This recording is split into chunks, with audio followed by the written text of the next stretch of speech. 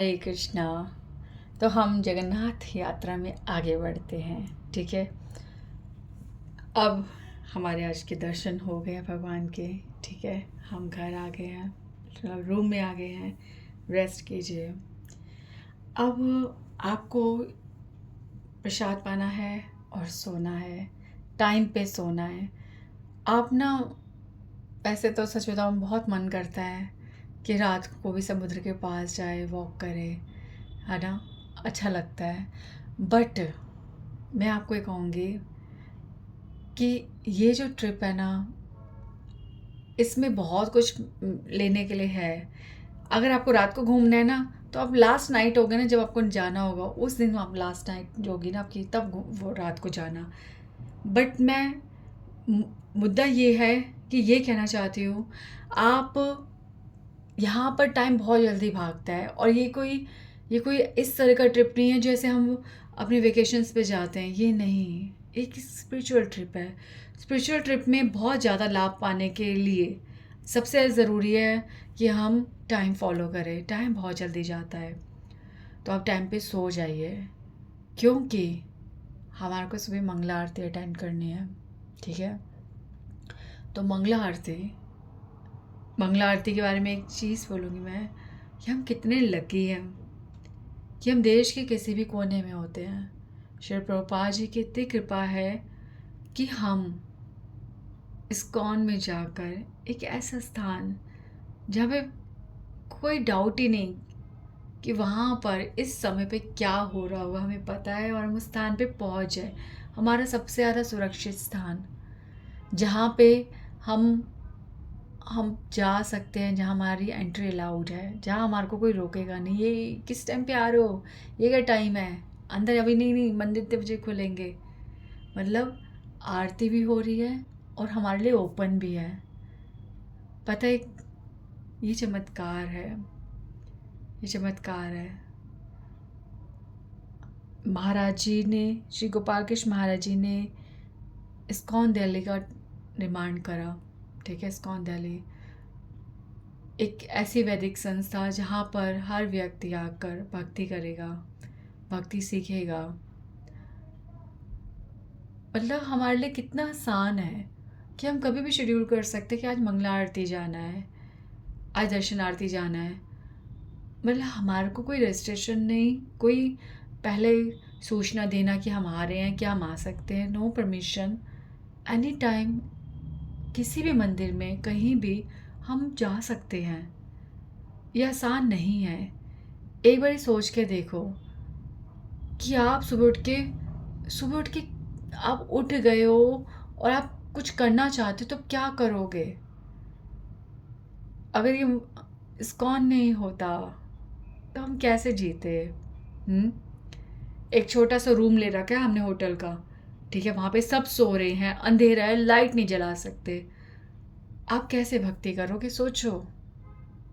ठीक है, रूम्स में कॉरिडोर हर जगह तो नहीं होते ना अवेलेबल। आप बताओ आप कैसे करोगे, आप चैंटिंग कैसे करोगे। मैं एक भक्त की ही हृदय की बात बता रही हूँ। ठीक है, और एक ऐसा व्यक्ति जो नया है और जो सोच रहा है कि मुझे कुछ करना है और मुझे इस टाइम पे उठना चाहिए। क्योंकि एक जब भक्त होता है, चाहे वो बन गया या बनने वाला होता है, तो उसके हृदय में ये होता ही होता है कि मैंने ब्रह्म मुहूर्त को यूटिलाइज़ करूँ।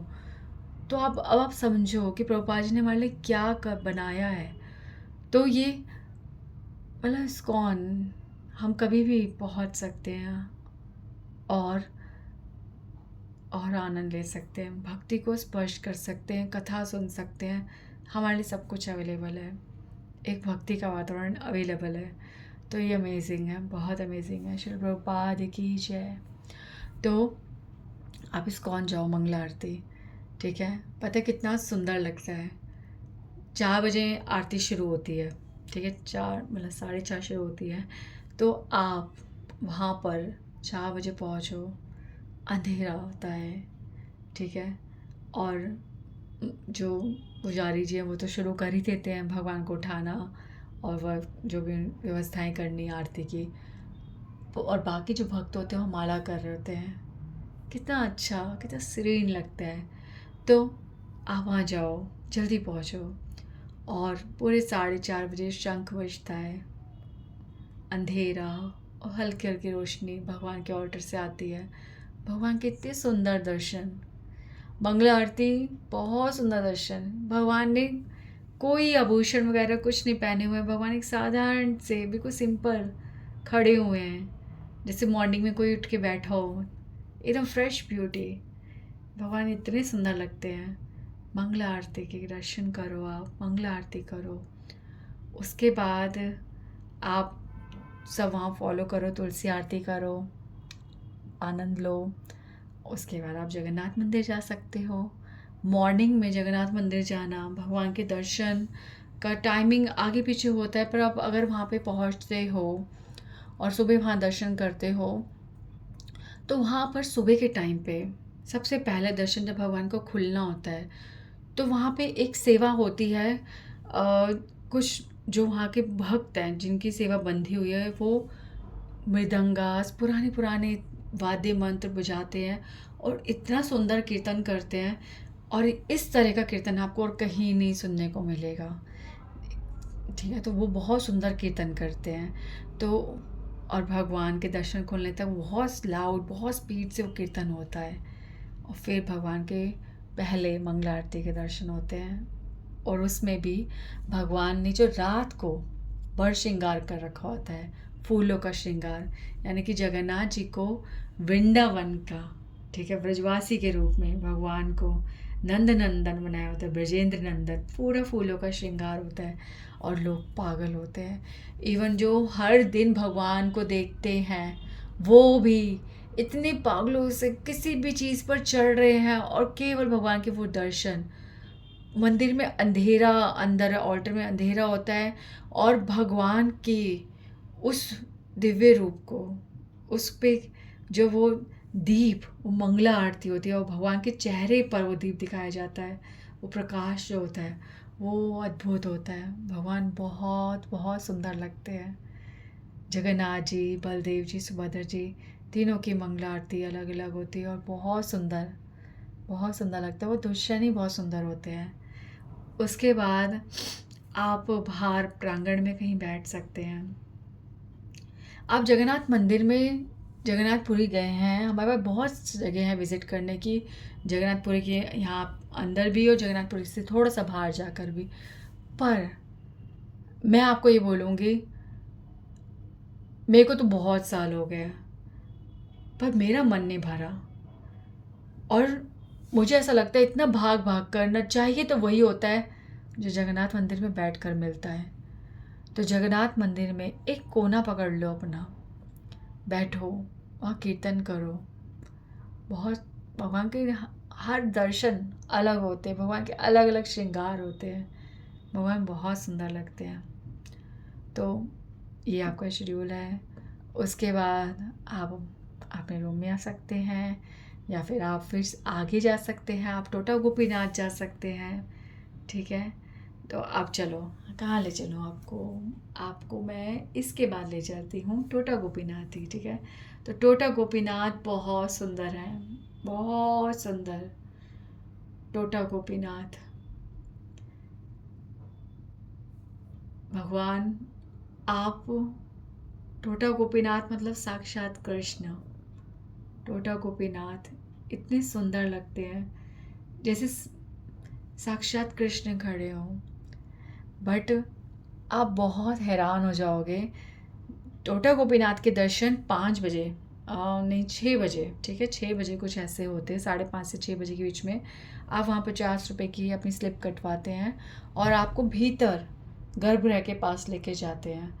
और आपको वहाँ पे टोटा गोपीनाथ के जो ओरिजिनल दर्शन है, जो आप बाहर से देखकर सोच भी नहीं सकते क्या दर्शन होते हैं, तो टोटा गोपीनाथ के दर्शन होते हैं। और टोटा गोपीनाथ जब वो दर्शन होते हैं, वो भगवान के विग्रह चौकड़ी मारकर बैठे हुए हैं। आप इमेजिन भी नहीं कर सकते। आप कहीं भी जाते, किसी भी मंदिर में जाते हैं, भगवान कृष्ण के आप विग्रह देखते हैं और वो खड़े होते हैं त्रिभंग रूप में, ठीक है। अब ये सोचो कि वो मूर्ति चौकड़ी मारकर बैठ जाए, हम लोग सोचते हैं कि वो एक सिर्फ मूर्ति है, पर जब आप टोटा गोपीनाथ को देखोगे ना, उस दिन के बाद से आप भगवान के सभी विग्रहों को साक्षात महसूस करना शुरू कर दोगे। हैरान हो जाओगे, एक साधारण व्यक्ति जब बैठता है चौकड़ी कैसी लगती है, उसका एक पाँव कितना दूसरे पाँव के नीचे होता है और उसका कितना पाँव बाहर दिखता है, उसके थाइस की पोजीशन, बट पूरे भगवान जैसे एक जीवित शरीर, भगवान ने कितनी सुंदर से चौकड़ी मार के भगवान बैठे हुए हैं। तो चलिए इसकी कथा सुनते हैं, ठीक है।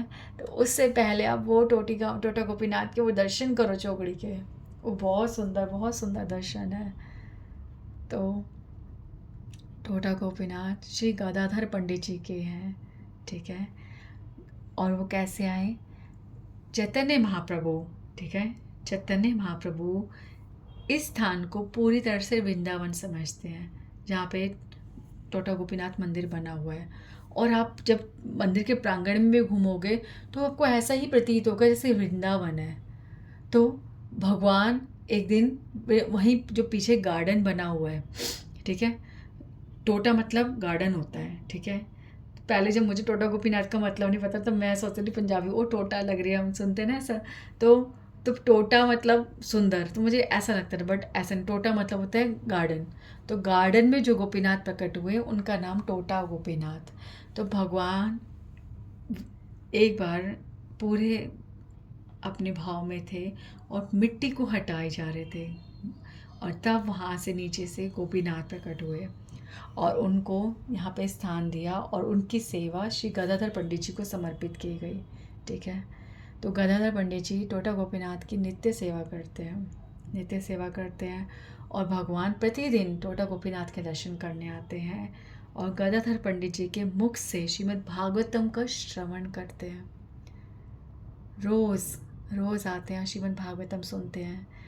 जब बंगाल से और सारे भक्त सारी दिशाओं से जब आते हैं तो सोचो वहाँ पे कितना सुंदर लगता होगा कि गदाधर पंडित जी भागवतम बोल रहे हैं और सब लोग बैठकर आनंद में सुन रहे हैं।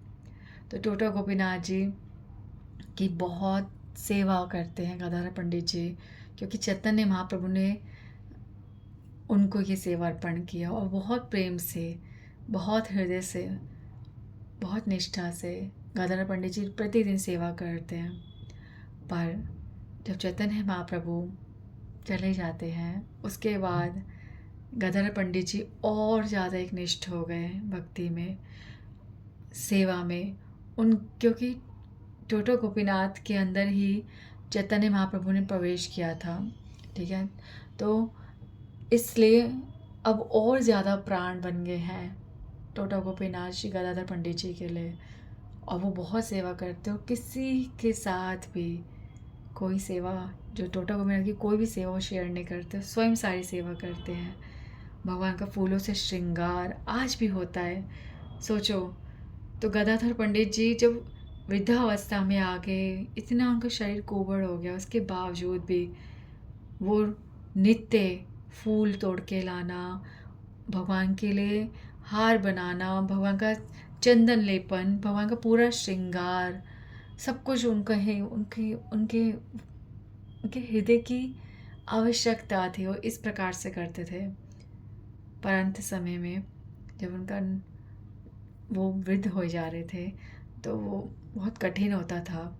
तो एक दिन उन्होंने हार ही मान ली कि हे गोपीनाथ, ये बहुत कठिन हो रहा है मेरे लिए, मैं आपका श्रृंगार नहीं कर पा रहा, मैं आपको हार नहीं पहना पा रहा, मेरा शरीर छोटा हो गया है और आप त्रिभंगी रूप में, मैं आपके मुख कमल तक नहीं पहुंच पाता, आपको चंदन का श्रृंगार नहीं कर पाता। तो इस प्रकार से वो बहुत अपने आप को बहुत ही असहाय महसूस कर रहे हैं और भगवान से प्रार्थना कर रहे हैं कि भगवान, हृदय तो यही था कि अंतिम श्वास तक आपकी सेवा करो, पर यह संभव नहीं हो पा रहा, मुझे क्षमा कीजिएगा। कल मेरी अंतिम सेवा होगी, उसके बाद आपकी कोई और सेवा करेगा।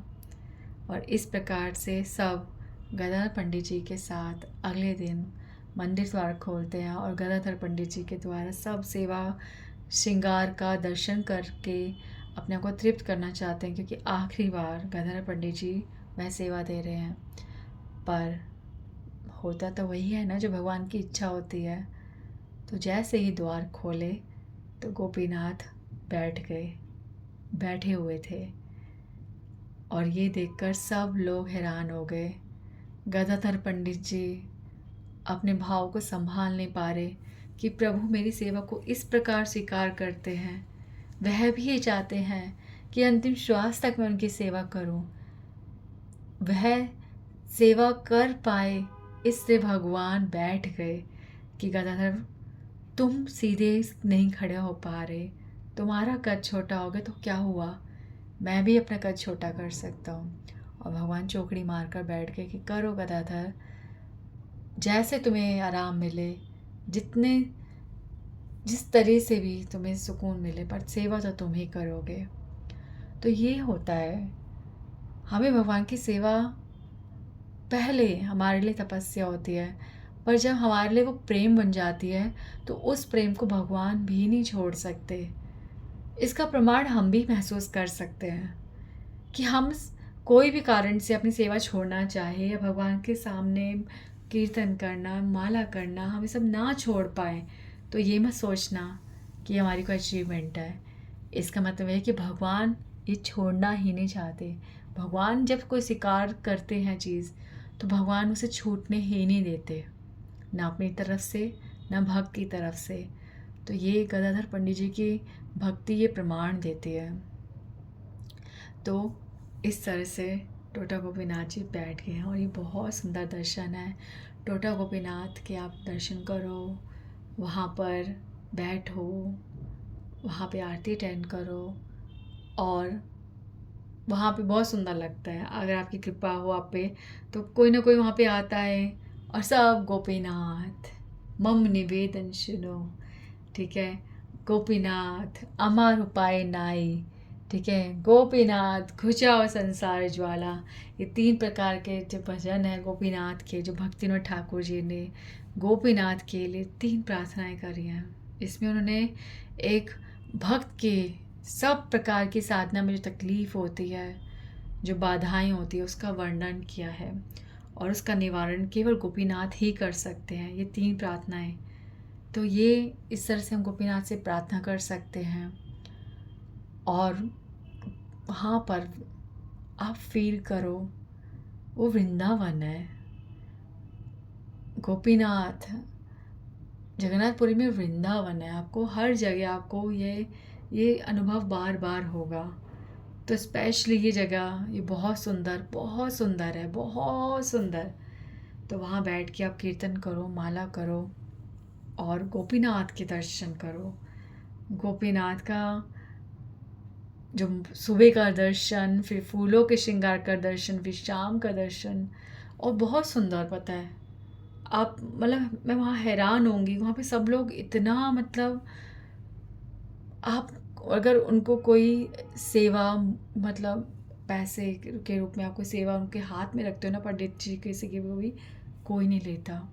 सब कहते हैं हुंडी में डालो। इतने ईमानदार हैं, इतने ईमानदार। वहाँ गोपीनाथ की सेवा और प्रतिदिन रोज़ वहाँ पर सुबह भगवान का भोग लगा के, भगवान वहाँ पे जितने भी कोई भक्त आ जाए वहाँ पे प्रसाद पाते हैं।